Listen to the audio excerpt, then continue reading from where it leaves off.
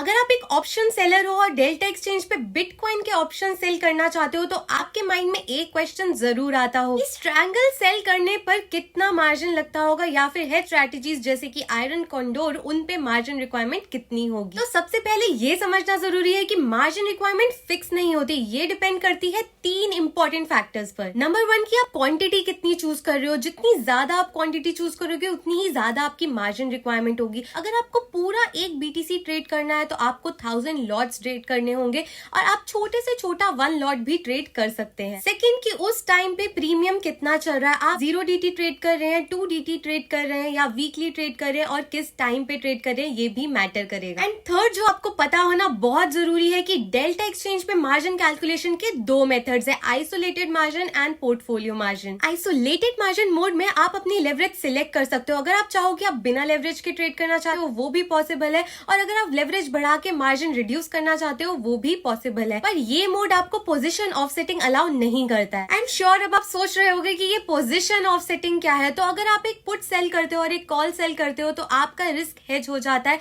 इसीलिए आपका मार्जिन कम लगता है। लेकिन आइसोलेटेड मार्जिन मोड में ऐसा नहीं होता है। So second option is portfolio margin. इसमें आप लेवरेज सेट नहीं कर सकते लेकिन पोजीशन ऑफसेटिंग होता है। तो अगर आप एक एटीएम स्ट्रैडल सेल करते हो पोर्टफोलियो मार्जिन मोड में तो आपकी ओवरऑल मार्जिन रिक्वायरमेंट कम होगी, क्योंकि एक्सचेंज रिकॉग्नाइज करता है कि दोनों पोजीशन एक दूसरे को हेज कर रही हैं। इसीलिए ऑप्शन ट्रेडर्स के लिए ये बेटर है कि वो पोर्टफोलियो मार्जिन मोड यूज करे ताकि वो ऑफ सेटिंग का फायदा ले पाए, लेकिन इसमें आप लेवरेज कंट्रोल नहीं कर सकते। इन्हीं सब फैक्टर्स की वजह से मार्जिन डायनेमिकली चेंज होता रहता है, इसलिए लाइव चेक करना बहुत जरूरी है। तो अगर आप आइसोलेटेड मार्जिन मोड में है तो सबसे पहले अपनी लेवरेज सेट करें, फिर अपनी एक्सपायरी डेट सिलेक्ट करें, देन स्ट्राइक सिलेक्ट करें और क्वांटिटी सिलेक्ट करें, तभी आप जान पाएंगे कि आपका मार्जिन रिक्वायरमेंट कितना है पर्टिकुलर ट्रेड के लिए। एंड सेम ही आप पोर्टफोलियो मार्जिन के लिए भी कर सकते हैं। सो आई होप अब आपको क्लियर हो गया होगा कि डेल्टा एक्सचेंज पर किसी भी स्ट्रैटेजी का मार्जिन कैसे कैलकुलेट होता है। अगर आपको ये वीडियो हेल्पफुल लगी होगी तो लाइक करें और अभी चैनल को सब्सक्राइब कर लें।